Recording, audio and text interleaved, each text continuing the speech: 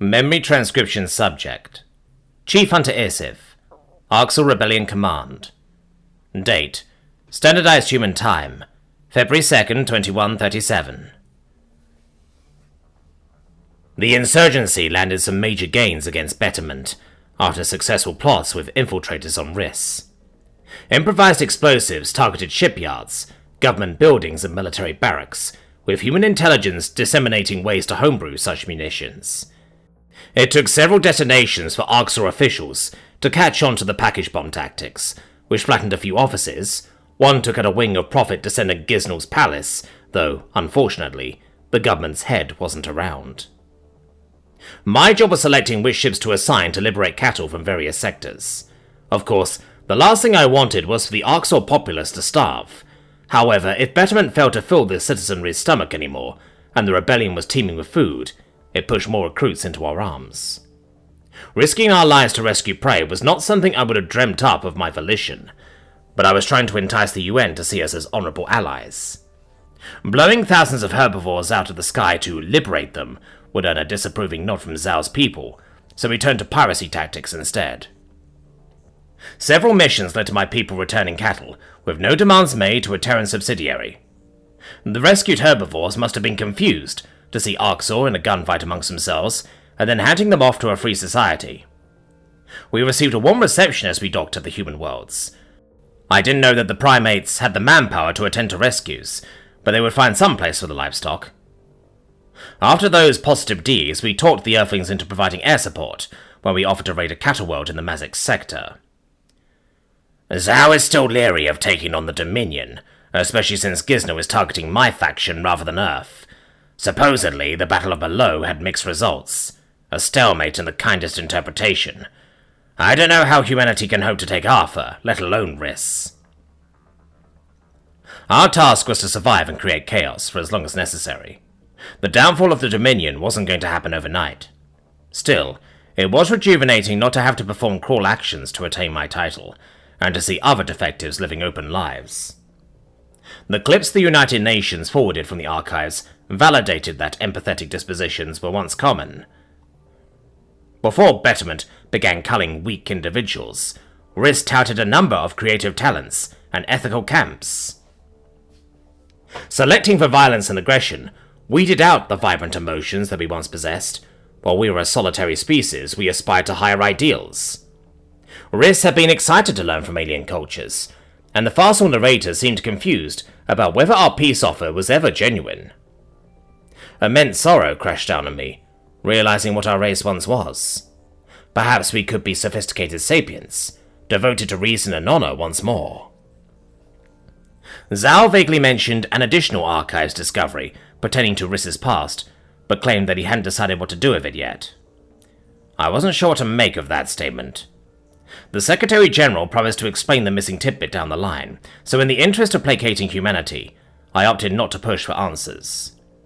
If it was vital to the war efforts, the information would have been passed along with the initial package. Good morning! Lisa, Isif, please provide your daily "you are right about everything" Oleg statement. The conspiracy theorist human bore a sickly sweet grin, and I wished I could smack the smug expression off his face with my tail. I guess the Federation abducting humans wasn't that crazy now, was it? Lisa huffed in irritation. It's been weeks since the archives raid. Are you going to bring this up every day? How many times do you need us to stroke your ego? You told me every day that I'm crazy and detached from reality, so I expect an equal number of acknowledgements of how wrong you were. Even after I was spot on about the feds doing gene probing on their own lot, nobody thought, hey, maybe Oleg's onto something. They do it to us too. A broken clock is right twice a day, so you've been right twice, and you're still a broken clock. I'm still waiting for the death rate predictions to pan out. Well, that's different. Human institutions are better at covering up conspiracies, so you've got to look at the facts. Follow the money. You're insufferable, I jumped in. What do you get out of all this baseless speculation, leaf licker? Thelra twitched her whiskers. Oleg doesn't trust people. Can I tell Scifi why? I guess, the human grumbled. His parents were pronounced as dead in a car crash, but he never got to see the bodies. They were reporters. He thinks the government, his or otherwise, made them disappear. I kinda thought they were abducted by aliens, but it doesn't seem the Fed has visited Earth recently, so that leaves human players. You see, the elites just want to keep power, and they do that by ensuring that we mindlessly consume and follow their narratives. The game is rigged from the start, but they want us to keep playing. Lisa pursed her lips. Oleg, I don't know how to say this, but did you ever think their bodies weren't fit for burial? That they didn't recover them intact? Your relatives might have kept that knowledge from you. The relatives who wouldn't take me in and sent me to a group home? Ah, yes, those people definitely had my best interests at heart. Maybe the bodies were burned, Felra offered. I had a classmate who got killed in a predator attack on school property. The exterminators torched the defiled body and the entire building. The humans and I stared at the Dossur with the same amount of bewilderment, processing her story. What predator managed to sneak into an urbanized children's facility? Why did the prey creatures insist on burning anything that so much as looked at a predator? It wasn't clear what happened to Oleg's parents, but I can guarantee that the leaf-licking primates wouldn't do something so moronic. Granted, corpses could be vectors for disease transmission, but this hardly sounded like an issue of public health. I thought empathetic creatures mourned their loved ones in ritualistic fashion. That Dossur's parents would accept the exterminators burning the remains of their child? We don't do that. Lisa was blinking in rapid succession, as though something occurred to her. We perform autopsies on violent deaths. Why would the exterminators burn the bodies? Felra twitched her whiskers. The predator's saliva and DNA is on the body. You didn't answer her question, rodent, I growled. What if those chemicals got into the water supply, or were absorbed into the soil and then to plants? It could cause a dangerous strain of predator disease. It was clearly from a savage monster, after all.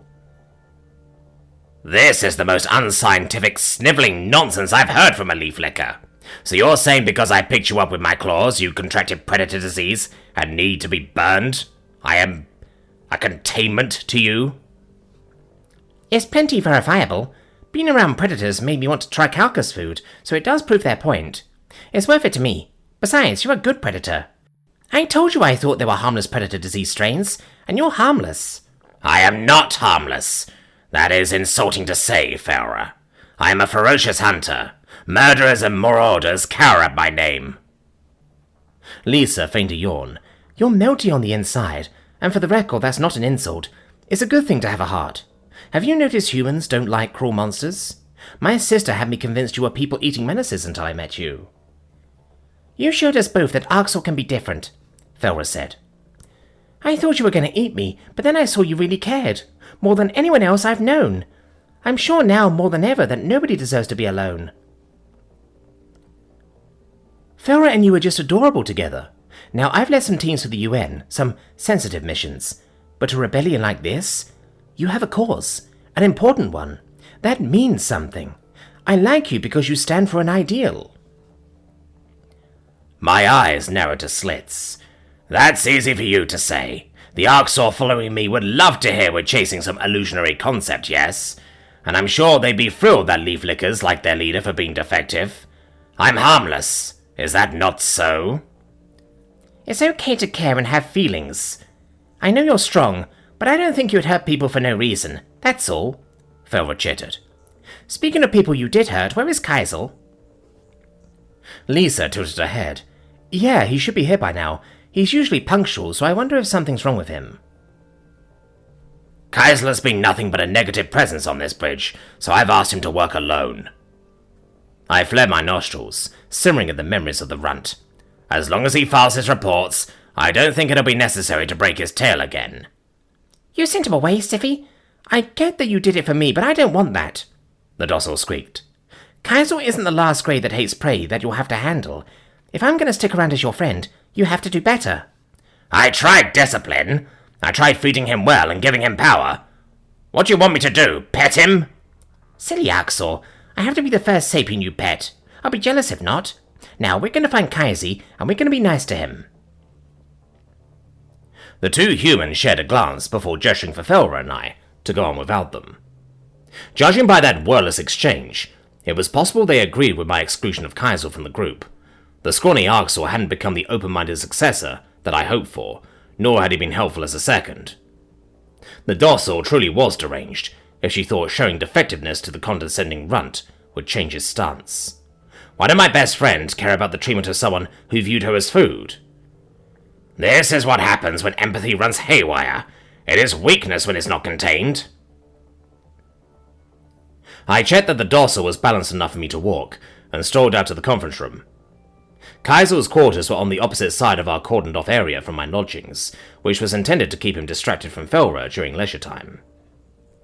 Gasping noises reached my sensitive hearing long before we arrived at our destination. I narrowed my eyes with suspicion. Had the scrawny Arxel managed to re-injure himself through incompetence? I quickened my pace, flinging open the door with slight worry. It seemed wasteful if anything were to happen to Kaisal, after the effort I put into training him. Felra chittered as she noticed the Arxel sniffling and cocooning himself in a blanket.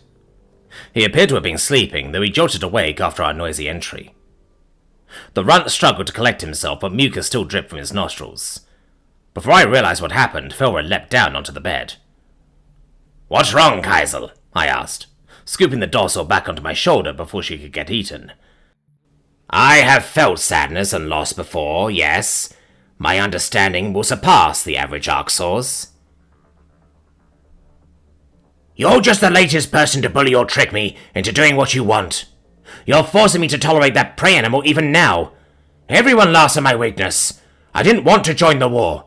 I tried to defect to Earth, twice, and they shipped me back to the Dominion. I'm used and discarded at every turn, and my life is nothing but suffering." "How can you possibly be suffering? You are well fed and elevated to a powerful role, are you not?" "Being able to feel something other than hunger is just as awful as starving. I think about things, I revisit things, and it hurts." The Dossur attempted to wriggle off my shoulder. "It's called guilt, Kaisal. You can't see me as anything more than a thoughtless animal without feeling it. You blame me for what happened to the Arxel, when you know it was the Farsul and the Kolshians. We could be civil with each other." "I hate you! You were involved! You helped them make us live like this!"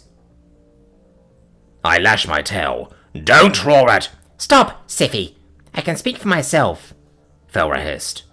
"Have you not seen that Betterment were knowingly helping the Kolshians? A lot more than any of us? The reason you're starving, and you live like this, is your own government slaughtered your actual animals. They didn't care what happened." "I hate them too. Why do you think I defected? But you just squeak and babble on about soft nonsense every day. You know nothing and you contribute nothing. You weaken us with your squeaking gibberish." The scrawny Arxel kept his head pointed away from us, and his sighs heaved with uneven breaths. I was tempted to explode at him for those comments, but Felra shot me a scathing look as I opened my maw. With flaring nostrils, I let her leap off my shoulder. Kaisal hissed with disgust as the rodent crawled up his arm. Her ginger fur looked bright, compared to the shadowy interior and his grey scales. "If you don't want to be in a war, we need to make peace. We don't have to like each other," Felra said. "It's time for prey to see predators as people, and predators to see prey as people, not food. Nobody should live like we do now. Can't you agree to that?" Kaisal fixed his eyes, which were narrator slits, on her. "I hate this war as much as I hate you. Get away from me." "So we agree on ending the war. That's a good start. Hey, I know you don't want to be alone. Scifi and I are friends, so you don't have to hate me." I picked the Dossur up, returning her to my shoulder again. I'm just trying to make things better, Kaisal, in the only way I know how. If you work with me and make an effort with Felra, I can enable your success. I do not wish to discard you, but I must protect her. Come back to the briefing, if that is your desire." "I'll be there in a few moments," the runt grumbled. I ambled out of his quarters and moved my pupils toward Felra. The Dossur looked quite pleased with herself. She'd handled herself with more fortitude and discretion than I could have anticipated, given Kaisal's hostility.